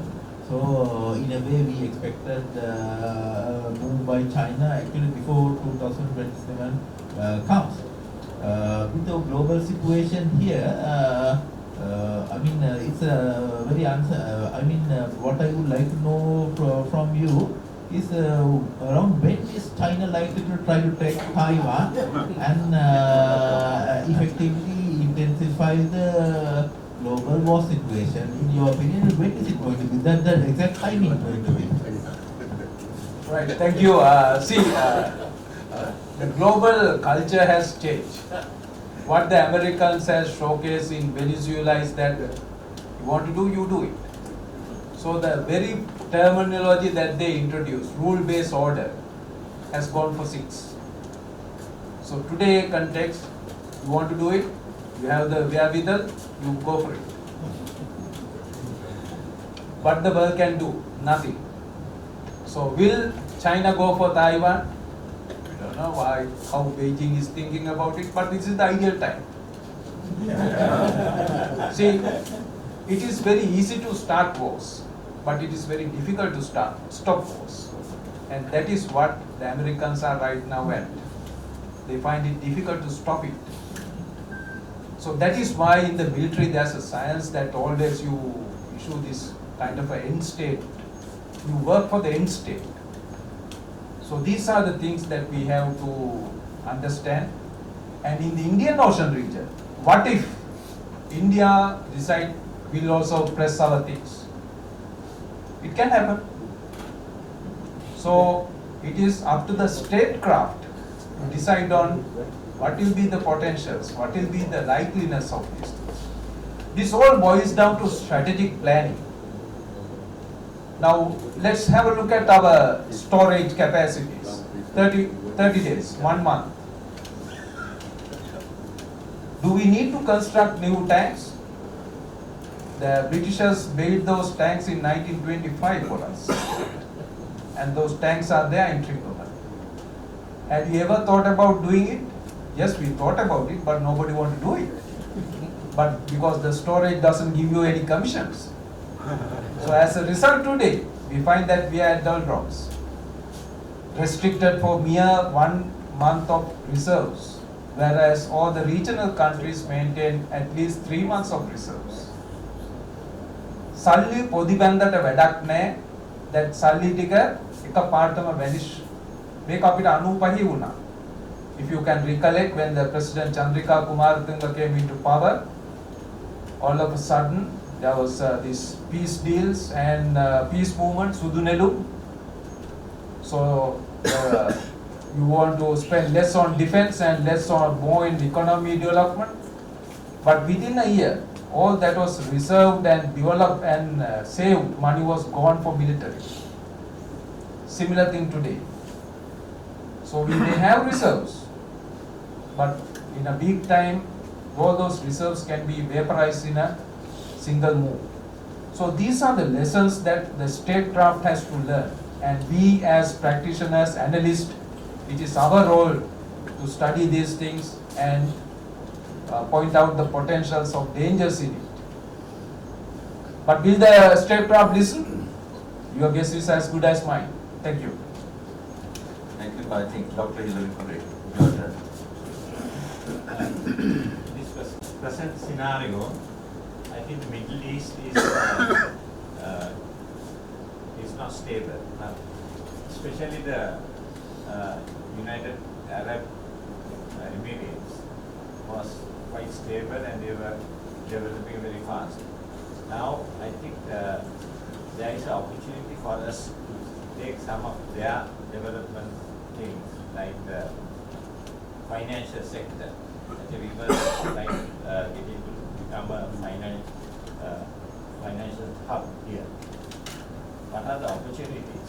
Now, if we move fast, can't Sri Lanka or Fernando take some of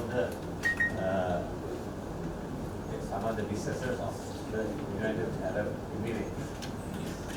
The financial sector can we get that relocation into Sri Lanka? So no, we can, but there has to be massive policy reforms needs to be done. Now, even if you look at the Dubai or the Middle Eastern main countries' population composition, it is mainly the migrated community. Like, of course, a lot of Sri Lankans have gone from Bangladesh, Nepal, because that's how you run the economy. To do that, I mean, so there's no other formula for us, so that means we have to do that labor reform, for example, for foreigners to come and work here, because all these, I mean, if you are attracting the global financial hubs and giants, there's not only Sri Lankans who are going to work there. That's the truth. Regional guys have to come, and with regional guys coming, the airlines has to adjust their flight routes, for an example, and that's how the world works, right? And when the foreign guys comes, the school system has to adapt because their kids has to school and international schools and all that. So whether we are ready to do that. Second thing is on shipping. For example, there is a rule in shipping that there cannot be more than 49% shareholding for a foreign company. Now shipping works, as you know, those are big players. This Maersk and they are big players. They only provide business for the companies that they have a shareholding. Now if we are not changing that rule, there is no reason for them to come here. So we are looking at drastic reforms. Of course we can. And I am sure we are positioned at the just right location to attract that. And we have missed the bus too many times. And there's another bus coming on our way. Whether we grab it or not is a question mark. I think we should grab it. And even Port City. I mean, unfortunately, it has become, in my view, a real estate project from a financial city, which we require the support of India, because you have to have an anchor market. That's how Dubai basically, even all these drug dealers were operating from Dubai. And I'm not saying we should make the case here, but the truth is, a lot of money routed through Dubai. Even if you are going through social media, there were a lot of property promotions of Dubai in Sri Lanka. There were people who are promoting Dubai property in Sri Lanka to invest money there. So that's how the game works. If you are considering, definitely there is an opportunity on services sector and many other sectors, but it has to come through reforms. At the moment, it is not conducive. If we were to do that, we have to change the rules of the game to attract that, and that's, I think, the way forward, but without getting into too many geopolitics at the same time, because don't forget, like, the other countries are also competing for the same share, including India. So we should not go with a geopolitical mess, but we can attract it if we play our cards right. Let me add something to that. 1 minute, sir. When the countries fight on land, they have a very little effect on island nations like us. But when the countries fight at sea, it will have effect on us. And all this maritime crisis is an opportunity for us. One very peculiar thing about maritime crisis is that it demands very quick decisions. A good example is express pearl. When the container, 5th row container was smoking, there was ample time to take decisions and smother it out. Nobody took decisions. As a result, the ship was in anchorage. It was southwest monsoon, so heading to the wind, and the temperature transferred to the entire ship, and the entire ship was engulfed. It's a new ship. It's a Singaporean flag. Good standards, good monitoring, but we couldn't save it because nobody was there to take decisions. As a result, we get into a mess that hurt our reputation. So this is there in all the maritime issues. When the Houthis started firing cruise missiles and ballistic missiles, 5 years back we never thought non-state actors will be using missiles to attack. But it happened. And when that happened, it is the Colombo port that had a good revenue, because everything was dumped in Colombo harbour. So this is our opportunities. For those dynamic things, we need to make decision fast. And our problem is our statecraft is not ready for that. So when we are not ready mentally, physically to reform and adjust to the global demands and global culture, we always miss the bus. I don't know how many buses we will have to miss to overcome these things. Thank you.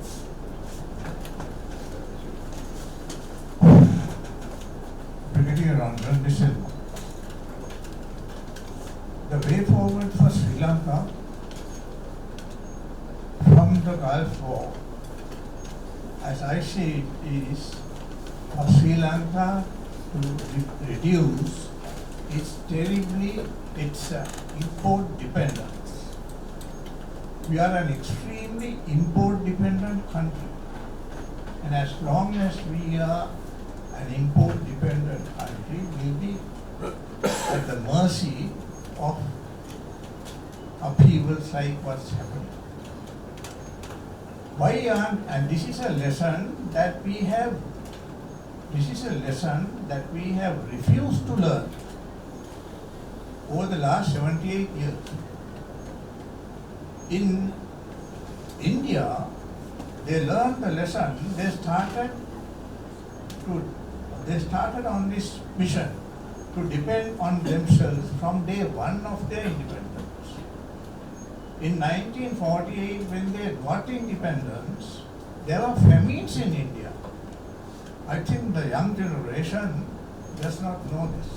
There were famines in India, and Indians were coming into Sri Lanka in boats. They were coming and landing on the beaches of Bhanu and Jayaratne. It was actually the first active service rendered by the armed forces in Sri Lanka. Wanted to have a strategic planning embedded into our statecraft. It's all 5 years. The political strategies only. Nobody want to pursue the other party's strategies ahead. So we remain in the same place all the time. As I said earlier, had anyone thought about the storage capacities? It is there. It's a matter of filling those things.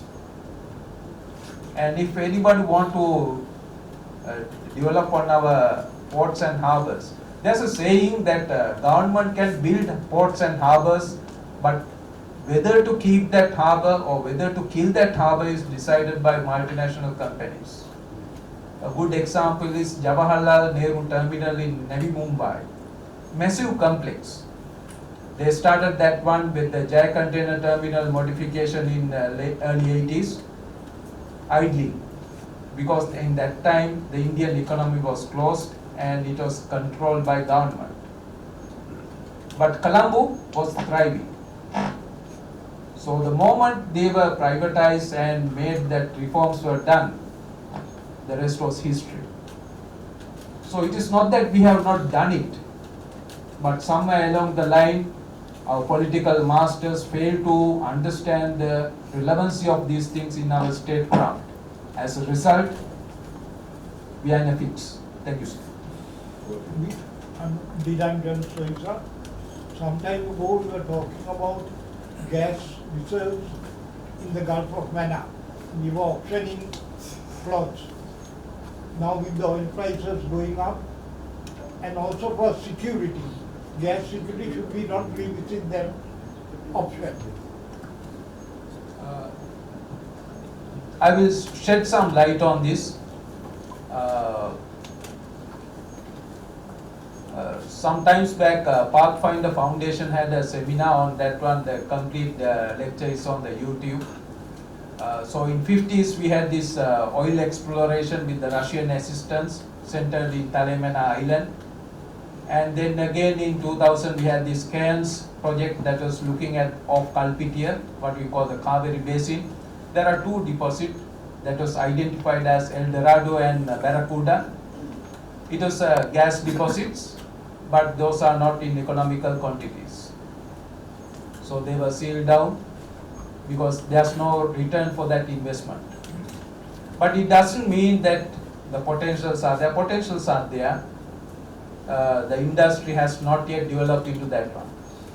Even we got gas from that one, it will be another 2 to 3 years till that comes to our market. And even that come to our market at that time, it will be a higher cost than what we get today.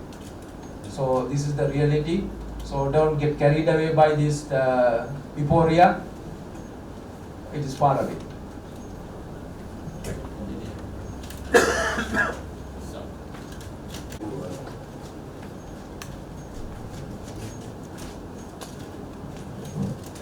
Admiral Jayaratne. Actually, a clarification question. You spoke about the territorial and contiguous and the EEZ. Now, apparently this ship that was torpedoed went just past the continental shelf, just outside, I guess. Outside territorial waters, inside contiguous zone. Yeah. That the question I heard it was some. I think it was beyond one of these Indian ones.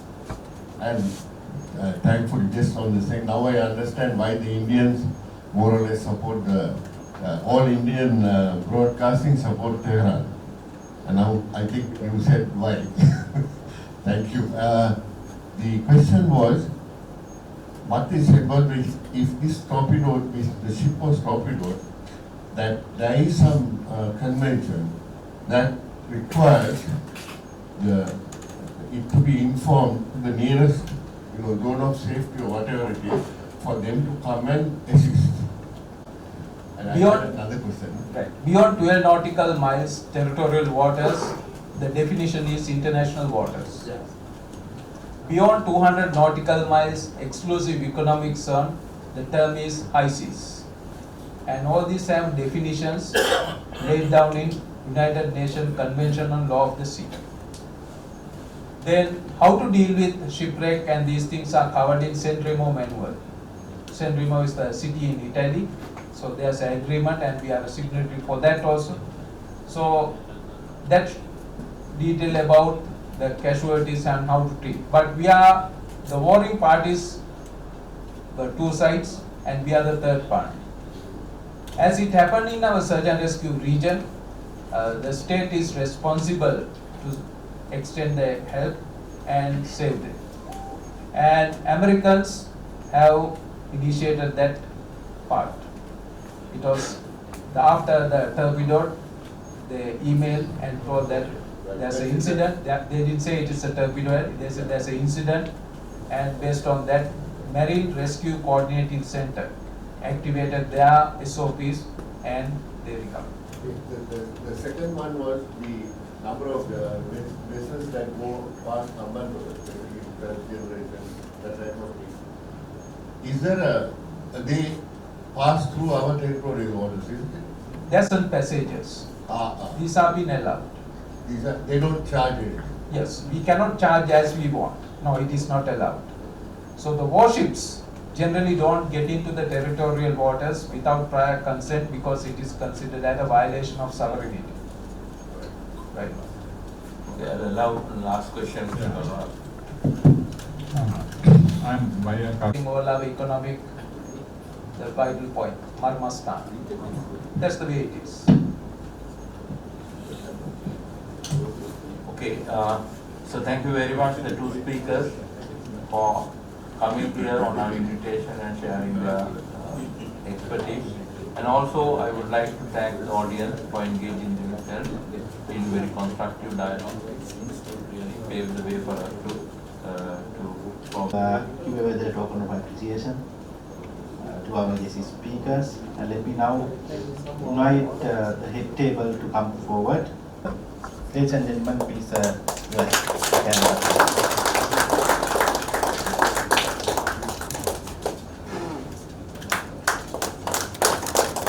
Chief Executive Officer, Advocata Institute, for this wonderful elaboration on the economic impact, and thank you. The good, successful seminar. Before I give my vote of thanks, I see the audience. Even though we are facing the very difficult situation right now, related to the fuel crisis, there are many people who attended for the seminar. Starting that point, by thanking for all of you, Mr. President, Mr. Jayaratne, President-elect, Mr. Tista Silla, even head table people, past president, ESCO members, forum, and all our friends.